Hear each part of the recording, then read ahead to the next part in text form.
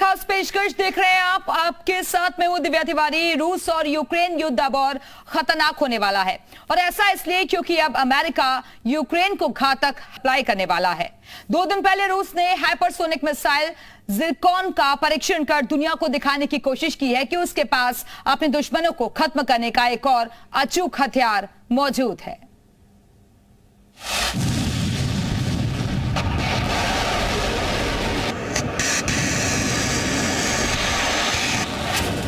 रूस यूक्रेन का युद्ध अब और विध्वंसकारी होगा।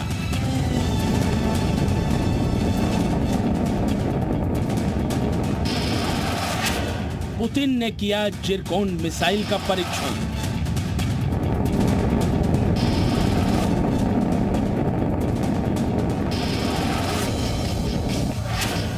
यूक्रेन को अमेरिका से मिली हार्पून मिसाइल। कीव पर कब्जे के लिए अब मिसाइल जंग। युद्ध के पहले दिन ही पुतिन ने दुनिया को चेतावनी दी थी कि अगर कोई देश यूक्रेन में दखल देने पहुंचा तो उसका अंजाम बुरा होगा। 3 महीने में एक भी देश यूक्रेन युद्ध में सीधे तौर पर रूस के खिलाफ मैदान में नहीं उतरा, लेकिन अब यूक्रेन को अप्रत्यक्ष तौर पर हथियारों की सप्लाई और मदद शुरू हो गई है, और वो भी अमेरिका की ओर से।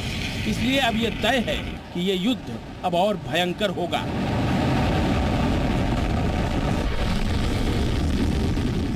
रूस ने इस बार ऐसी मिसाइल का परीक्षण किया है जिसे जमीन से भी छोड़ा जा सकता है और समंदर से भी। ये पहली बार है जब रूस ने नेवी शिप से कौन हाइपरसोनिक क्रूज मिसाइल का परीक्षण किया है।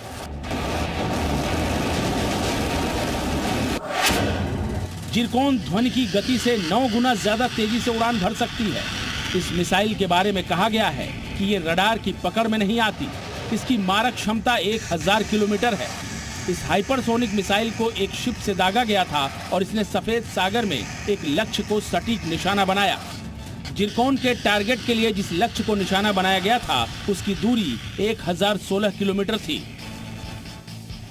रूसी मिलिट्री को ताकत देने वाली इस मिसाइल का परीक्षण पहले भी हो चुका था, लेकिन इसे पहली बार समंदर से किया गया। रूस यूक्रेन पर अब समंदर से हमला करने की योजना बना रहा है, और इसे रोकने के लिए अब अमेरिका समंदर में रूस के हमलों का जवाब देने के लिए यूक्रेन को एंटी शिप मिसाइल दे रहा है।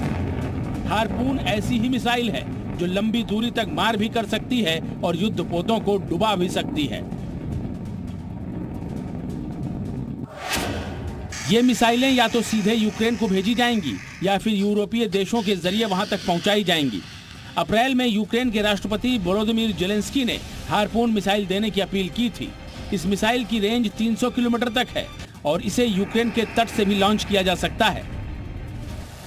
ब्रिटिश रक्षा मंत्रालय का दावा है कि अभी भी ब्लैक सी में रूसी नौसेना की सबमरीन समेत 20 जहाज मौजूद हैं, और एक्सपर्ट का मानना है कि अमेरिकी मिसाइलें रूस के राष्ट्रपति व्लादिमीर पुतिन को ब्लैक सी से अपने जहाज वापस बुलाने को मजबूर कर सकती हैं। इन हथियारों की सप्लाई के बाद ये तय है कि इस युद्ध का अंत फिलहाल नहीं होने वाला। अब जो घटनाएं हो रही हैं उसके बाद पुतिन का गुस्सा और भड़केगा। पिछले 3 महीनों से इस महायुद्ध में रूस ने अपने हर ताकतवर हथियार का इस्तेमाल किया है। वैक्यूम और क्लस्टर बमों से पूरे यूक्रेन के शहरों को तबाह और बर्बाद कर दिया, तो दूसरी तरफ हाइपरसोनिक मिसाइलों से यूक्रेन के सैन्य ठिकाने तबाह कर रहा है। लेकिन अब जिस मिसाइल का इस्तेमाल इस युद्ध में होने वाला है वो पहले से ज्यादा खतरनाक है, और उस खतरनाक जिरकॉन को रोकने के लिए अमेरिका यूक्रेन को हार्पून दे रहा है। मतलब युद्ध अब और भयंकर और ज्यादा विध्वंसकारी होने वाला है। ब्यूरो रिपोर्ट, जी मीडिया।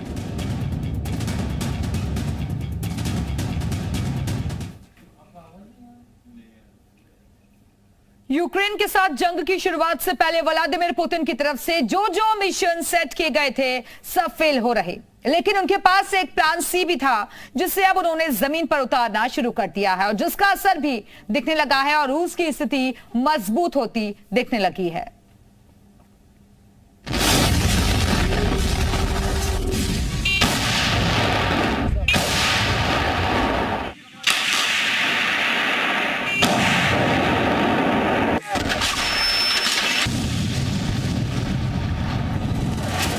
महीने से जंग लड़ रहे पुतिन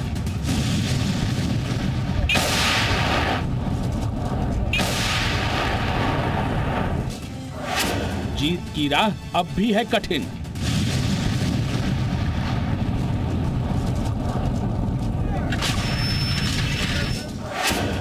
अब प्लान सी लेकर आए हैं पुतिन।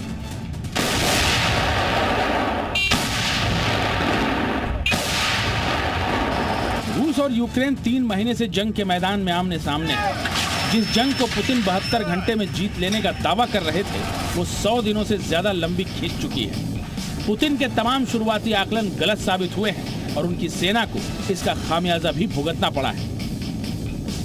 पुतिन 72 घंटे में कीव पर कब्जे का दावा कर रहे थे, लेकिन यूक्रेनी सैनिकों ने उनकी सेना को खदेड़ दिया। इन झटकों से उबरने के लिए पुतिन के दिमाग में एक प्लान सी भी था। इसी प्लान के चलते अब जमीन पर इस युद्ध की तस्वीर थोड़ी थोड़ी बदलती दिख रही है। रूस अब ज्यादा आक्रामक नजर आ रहा है। उसने पूर्वी और दक्षिणी यूक्रेन पर अपने हमले तेज कर दिए हैं। इस समय रूसी सेना की नजर डोनेट्स्क और लुहांस्क शहरों पर टिकी हुई है। ये दोनों ही प्रांत डोनबास क्षेत्र में पड़ते हैं, जहां पिछले कई दिनों से रूस का आक्रमण लगातार जारी है। दावा है कि रूस ने पूर्वी यूक्रेन में एक प्रमुख रेलवे जंक्शन पर कब्जा भी जमा लिया है। ये भी दावा है कि लिमान शहर को पूरी तरह रूस ने मुक्त करा लिया है। ये वही इलाका है जहां पिछले 8 सालों से अलगाववादियों ने युद्ध छेड़ रखा है। रूस अलगाववादियों का समर्थन करता है, लिहाजा इन इलाकों पर कब्जा एक बड़ी कामयाबी माना जा रहा है। यूक्रेन की चुनौती इसलिए भी ज्यादा बढ़ गई है क्योंकि अब रूसी सेना के हमले सिविरोडोनेट्स्क और नजदीकी लिसिचांस्क शहरों तक जा पहुंचे हैं।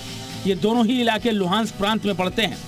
जितने घातक वहां पर हवाई हमले किए जा रहे हैं, जमीन पर वो तबाही साफ साफ देखने को भी मिल रही है। ये शहर पूरी तरह से लगभग बर्बाद हो चुके हैं। जिस तेजी से रूसी सैनिक आगे बढ़ रहे हैं, लुहांस्क के गवर्नर मान रहे हैं कि यूक्रेनी सैनिक इन शहरों के मोर्चे छोड़कर जल्द पीछे हट सकते हैं। स्थानीय लोगों में भी इस बात का डर है कि रूसी सैनिक वहां मारियोपोल जैसी तबाही मचा सकते हैं। हालांकि एक्सपर्ट्स के मुताबिक रूस अपने हमलों से इन शहरों की इमारतों को तो ध्वस्त कर सकता है, लेकिन जमीन पर आगे बढ़कर पूरे इलाके पर कब्जा उसके लिए बड़ी चुनौती है। अर्बन वॉरफेयर में रूस हमेशा से कमजोर रहा है। इस युद्ध में भी रूसी सेना की ये कमजोरी कई मौकों पर उभर कर सामने आई है। राष्ट्रपति जेलेंस्की ने भी कहा है कि अगर आक्रमणकारियों को ऐसा लगने लगा है कि लिमान या सिविरोडोनेट्स्क उनके हो जाएंगे, तो वो गलतफहमी में है। डोनबास हमेशा यूक्रेन का ही अभिन्न रहने वाला है। ब्यूरो रिपोर्ट, जी मीडिया।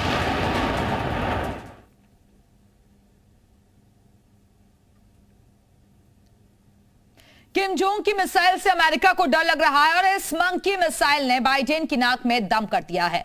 अमेरिका को समझ नहीं आ रहा कि किम की मिसाइल किस तकनीक से बनी है। वहीं मंकी मिसाइल चलाकर किम जोंग इतरा रहा है और यूएस को लग रहा है कि किम ने हाइपरसोनिक मिसाइल बना ली है और किम की चुप्पी बाइडेन की टेंशन को और भी ज्यादा बढ़ा रही है।